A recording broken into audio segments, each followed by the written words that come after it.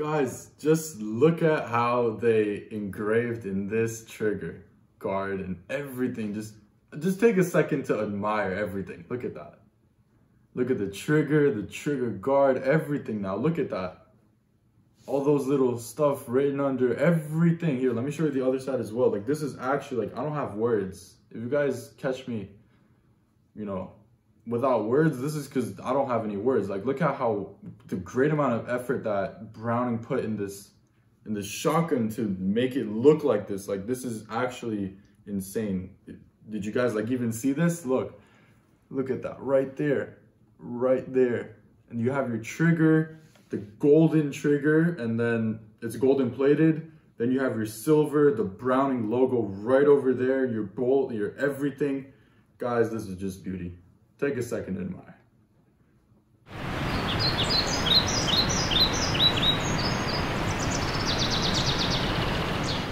What's up, YouTube? Welcome back to Gun Genesis Nature. Today I'm going to be reviewing the Browning Silver shotgun.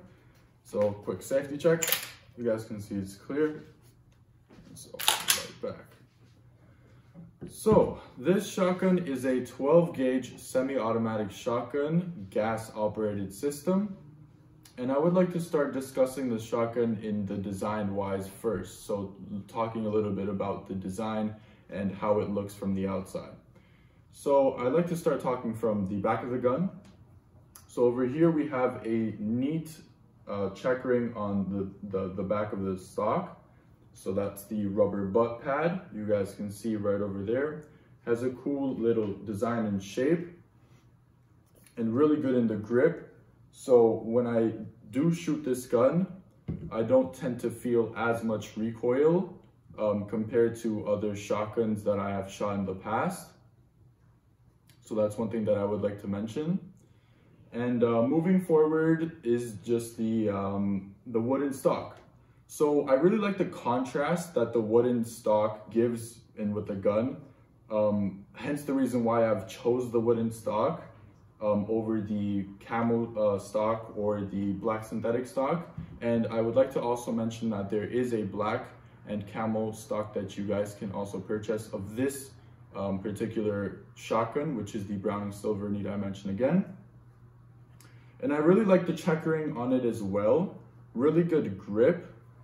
So I can grip on if I'm shooting target, the target clays, or target pigeon. Some people call it target clay, some people call it target pigeon. So any one of those, or even when I'm out hunting, so small game such as grouse, rabbit, anything in that nature, when I'm out there, I can really get a good grip through that good grip right over here. And the design wise, a lot of people say that the design of the Browning Silver is really good. And I also have to say that as well, because as you guys can see, Browning added their logo in the front part of their stock. So I would say this is like the chamber part of it. And they added their model of the shotgun, which is the silver. So this is the Browning silver, like I said. And it really comes in good contrast with the golden plated trigger. So that trigger right there gives it a really good look from the outside when you're looking at this shotgun to purchase it, or even just from the outside looks from a different perspective. It just gives it a really good look from another perspective through that golden, and you have that silver over here, that black on the top and the black at the bottom with the magazine and everything and the trigger. So it gives it a good look. I have to mention that. And then moving over, just the bolt. Like I said, 12 gauge. This is a 3-inch chamber. For those of you who are wondering, this is a 3-inch chamber, gas operated shotgun. So in Canada, these guns come stock with a plug, a magazine plug. So you are limited to only 2 shotgun shells in the magazine, with one having been in the chamber. So overall, that makes it a capacity of 3 in total. There is a way which is included in the user's manual of the shotgun, just in case you do decide to go target shooting, target sports with this shotgun. there is a way written in the owner's manual how to remove the plug itself. However, I have not done it myself, but there is a way to do that. So currently this gun, it does have the plug inside of it. As like I said, I'm in Canada, so this gun comes stock with that. So I am limited to 3 shots inside of this gun, whether that be hunting or target sports shooting. Moving forward is the forearm stock. So like I said, good checkering. So it gives it a grip for small hands and big hands. It doesn't matter. And then it's just the barrel pretty much. I had a comment recently asking why didn't you remove your, so there's actually like a little sticker right over here which states the company where you bought the gun from. So in this case it's a Browning. I have one on my Winchester SX4 as well. I recorded a short recently, I'll discuss that in a bit. So someone in the comments was asking why didn't you remove this thing? And I wanted to address that by saying it gives it a really cool design in my personal opinion. Like when you're taking a look at the gun from afar, like whether that's on a shelf and you're just going to a gun store to purchase the gun and you're looking at that gun and you're seeing it's a Browning gun, it's listed with that sticker on it, or just from a third view perspective, you know, if someone else, like one of your friends is handling the gun, it gives it that really clean design of whichever company you own. So like I said, I have one on my Winchester as well, which states Winchester SX4. This one is the Browning, so it has the Browning sticker like I showed right over here, like that. And also one more thing, it does help keep the gun away from scuffs, at least in this area. So say for example, you like to lean your gun on say for example on a tree or something, right? So if you get a little tired, you decide to stop somewhere in the woods or the forest, and you decide to lean your gun at a tree, or if you're out doing like waterfowl hunting and stuff like that, and you lean the gun on your boat or anything in that nature, oftentimes you tend to lean it on this side wherever the sticker is located, and so that kind of just gives it like a slight layer of protection. So just in case your gun doesn't scuff, nothing really happens in that area. And over time, I do agree that it will, like, the sticker itself will kind of like peel itself off. And once it does that, I mean, I would just peel it off myself anyway, so it's not really a big deal. But to answer that comment, I really like it for the design, and also it provides just an extra layer of safety from scuffs, you know, small things like small cosmetic stuff that could just happen on the barrel. Moving forward is, I would like to discuss the chokes that come with this gun stock as well. So currently I have the full choke in this gun. I don't think I have removed it prior, like when I clean my gun after, you know, going target shooting or hunting, but I tend to keep it on full choke. I don't know, I just like hunting in that or just target shooting. But it does come with the improved cylinder, so that's the quarter, and also the modified, which is the half. So let me just show that in the camera. So right over here, you have the improved cylinder and the modified. So it comes with that in the box. So if you do ever decide to change for your personal preferences, you are allowed to do that, and you are capable of doing that. It also comes with the, I don't have it right now on me, but it comes with the tool in order to get in there and, you know, just screw it in or screw it out, depending on whatever you're doing with the gun. And that's pretty much it. I also want to discuss the front sight right over here. So this does not have a fiberglass or fiber optic, whichever you prefer to say. It doesn't have one of those. However, instead it does have a golden plated sight over here, just similar to that of the trigger.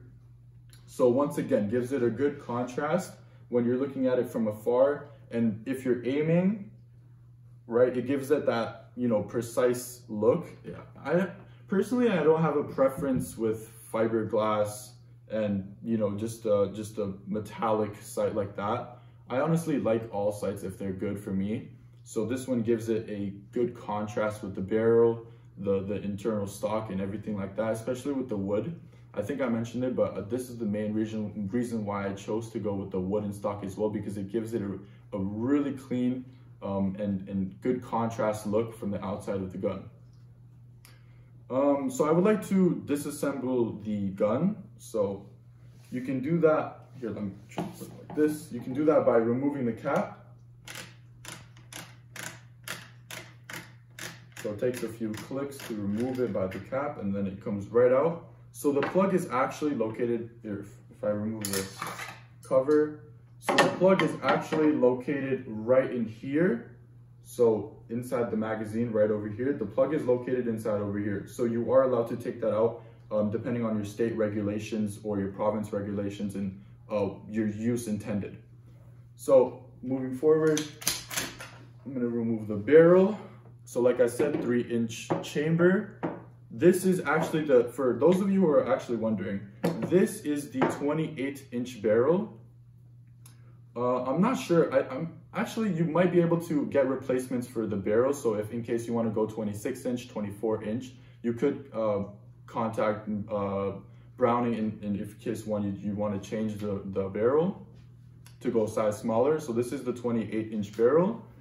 And you have your Browning and, you know, stuff like that, your logo right over here, and stuff that come with it. And then you have your gas operation, the gas piston right over here. So I wanted to discuss one thing while I'm disassembling the gun.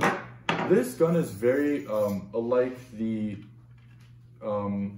Winchester SX4. So I have released a short, I said I would talk about this in the video as well. So I released a short not too long ago, and it was me target shooting with the SX4 and the Browning Silver. It wasn't in the same short, but it was two different shorts.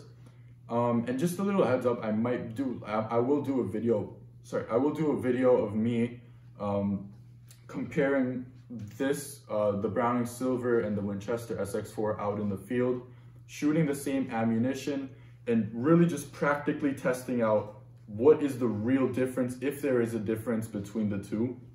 Because as you guys can see, if you guys do own any Winchester SX4 or even this shotgun, you guys will notice that there are very much similarities internally. However, externally, obviously this is a Browning shotgun and the Winchester is a Winchester shotgun, so there are going to be external differences other than the internal ones, such as a gas piston and, you know, these things that are really similar between the two shotguns. So assembling it back in, you have your spring. And one thing you want to do when you're assembling it, this is just the tip, just put the bolt down. It makes life very easy when you want to put the barrel back in as well. And you have this. So there's like a little hole right over there, so this just slides right in. And then you have your gas piston. And then this one is just a little, so, kind of hard, 1 sec. To make sure you have it all in place. And you want to make sure that your hand's not all the way here, because there has been a time, I think I've mentioned in the previous video, where I have cut my own hand, or I think it was my father's hand. He had put it like way too close and he accidentally cut his hand while it was sliding down, just like so. So it is important to mention that you should try to place your hand as high as possible, just to prevent, you know, external injuries and things of that nature. And then you have your forearm cover, which slides right in. And then, like I mentioned, this is a mounted sling swivel stud. So in case you guys do wonder where I got this from, you guys can ask me in the comment section below and I will answer the question. It is a location in Ontario. And that just clicks right back in. You want to make sure that's good hand tight, like that. And then last but not least, you have your bolt, which I just put back. So that's pretty much it for the Browning Silver. It is a multi-purpose shotgun, I would say. I've shot it both at target sports, so like I said, target clay, target pigeon. A lot of people, you know, do it vice versa. And also hunting out on the field, so that goes for grouse, goes for rabbit, goes for any migratory game bird, ducks, waterfowl, all of those sort of, you know, small games and, you know, waterfowl and stuff like that. It is a multi-purpose gun, I would say. It does great at both target shooting, and hunting. So I wouldn't really classify this as either a target gun or only a hunting gun. So if you do plan on buying this gun, I have to mind you that it's good for both hunting and good for target shooting, just in case you want to know what this gun is good for and what you can utilize it for in the future. And that's pretty much it. This kind of summarizes the Browning Silver. I hope you guys liked it. Please comment, subscribe. If you guys have any questions, leave it down in the comment section below. I'll do my best. I will answer every single question that you guys have. And thank you so much for watching and tuning in. Until next time, have a good day, guys. See you.